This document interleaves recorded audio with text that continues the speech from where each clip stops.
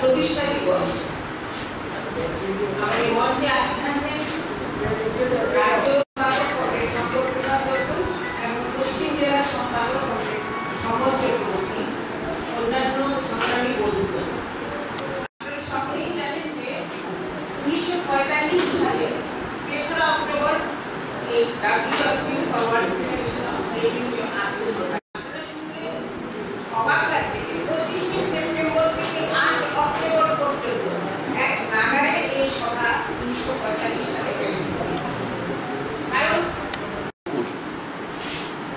আমাদের সিআইটির লক্ষ্য হিসেবে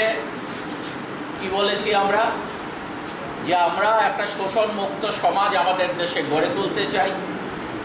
আর এই শোষণ মুক্ত সমাজ গড়তে গেলে পর সমাজতন্ত্র প্রতিষ্ঠার মধ্য দিয়েই এটা করা সম্ভব।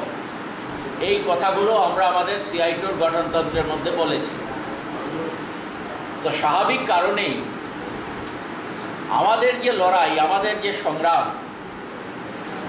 যে কোনো ছোট ছোট লড়াই, তার সাথে যদি মিত্র শক্তি না থাকে, তার সমর্থনে যদি আরও অন্য মানুষ এগিয়ে না আসেন, তাহলে পর কোনো লড়াই জয়ী হয় না, জয়ী হতে পারে না। ঠিক একইভাবে আমরা যারা শ্রমজীবী মানুষ, আমরা মনে করি যে শ্রমজীবী মানুষ তাদেরও লড়াইটা একটা জায়গায় কিছু সময়ের জন্য জয়লাভ করতে পারে, কিন্তু একটা সুখী, সুন্দর, সুস্থ সমাজ গড়ে তোলার যে লড়াই, বিশাল লড়াই, এই লড়াইতে যদি জয়ী হতে হয়, তাহলে শুধুমাত্র ভারতবর্ষের শ্রমজীবী মানুষের অংশগ্রহণ বা সমর্থনের মধ্য দিয়েই সেই লড়াই জয়ী হতে পারে না। সারা পৃথিবী শ্রমজীবী মানুষের সমর্থনের মধ্য দিয়েই একমাত্র এই লড়াই জয়যুক্ত হতে পারে। আপনারা দেখেছেন যে আমাদের এই পৃথিবীতে প্রথম যখন সমাজতান্ত্রিক দেশ সোভিয়েত ইউনিয়নের প্রতিষ্ঠা হয়, সেই সময়ে এই সোভিয়েত ইউনিয়নের লড়াইয়ের সাথে সোভিয়েত ইউনিয়ন গড়ার যে লড়াই, এই লড়াইতে পৃথিবীর বিভিন্ন দেশের শ্রমজীবী মানুষ সমর্থন জানিয়েছেন যেমন একদিকে, আবার সোভিয়েত ইউনিয়নকে ধ্বংস করার জন্য আমাদের পৃথিবীর পুঁজিবাদী দেশগুলো তারাও এককাট্টা হয়। পুঁজিবাদীরা যেমন সমাজতন্ত্রকে আঘাত করার জন্যে তারা এককাট্টা হয়, ঠিক একইভাবে আমাদের পৃথিবীতে পুঁজিবাদকে যদি আঘাত করতে হয়, তাহলে আমাদের শ্রমজীবী মানুষের এককাট্টা হওয়া প্রয়োজন। আর এটাকে সামনে নিয়ে আপনারা শুনেছেন সভানেত্রীর মুখে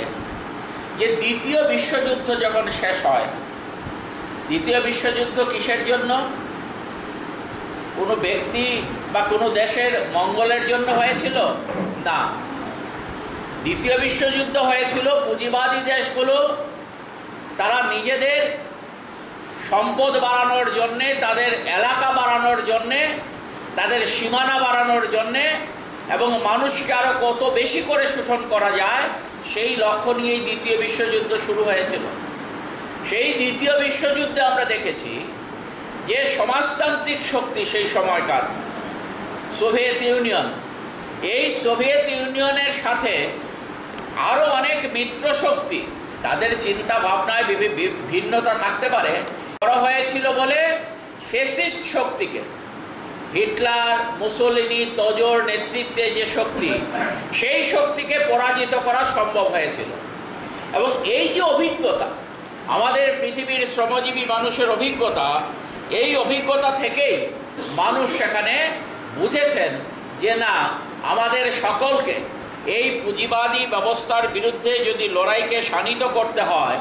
তাহলে পর আমাদের লড়াইকে সংগত করতে হবে, আমাদের মিত্র শক্তিকে আরও বেশি সমবেত করতে হবে।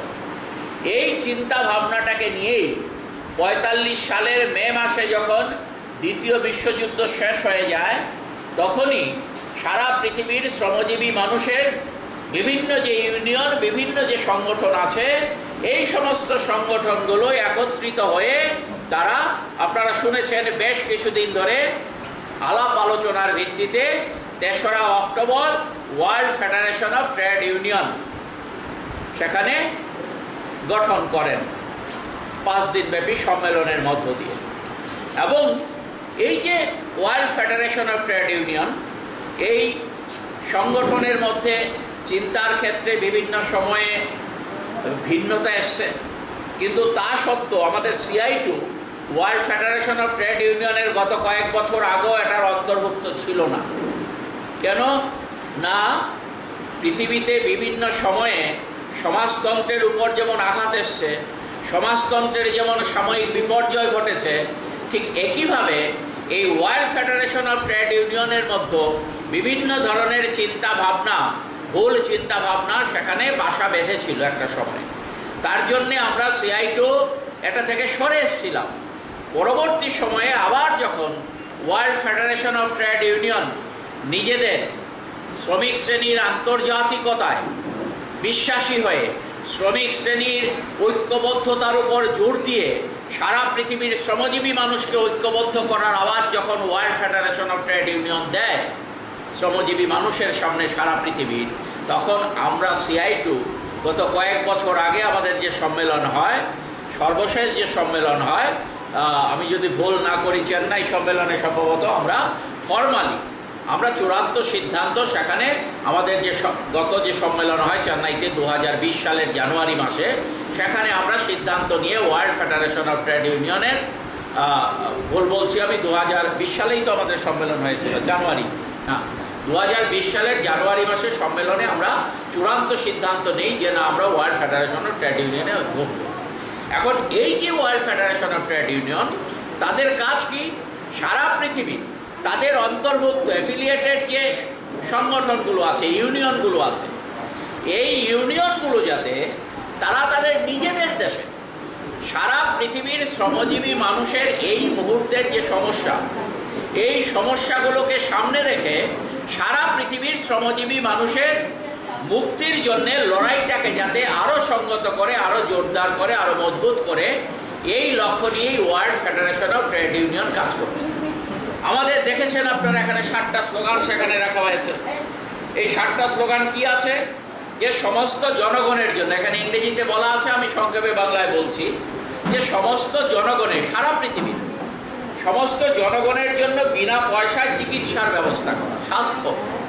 সম্পর্কিত বিষয়টা যাতে সারা পৃথিবীতে সমস্ত অংশের শ্রমজীবী জনগণের জন্য হয়, এবং শুধু শ্রমজীবী মানুষ না, সমস্ত অংশের জনগণের জন্য যাতে এটা হয়। এটা হচ্ছে এবারকার 2021 সালে ওয়ার্ল্ড ফেডারেশন অফ ট্রেড ইউনিয়নের স্লোগান। দ্বিতীয় যে স্লোগানটা তারা দিয়েছেন সেটা হচ্ছে যে কর্মরত সমস্ত শ্রমজীবী মানুষের জন্যে এবং অবসরপ্রাপ্ত যারা আছেন,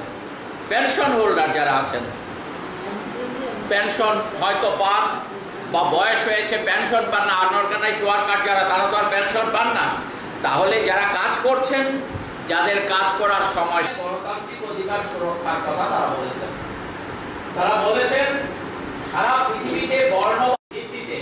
মানুষে মানুষে বিভেদ সৃষ্টির ব্যবস্থাটাকে বন্ধ করতে হবে যদি আমাদের লড়াইকে এগিয়ে নিয়ে যেতে হয়। এই কথা। Subscribe to Tripura Info and press the bell icon so that you never miss any latest updates and news on Tripura.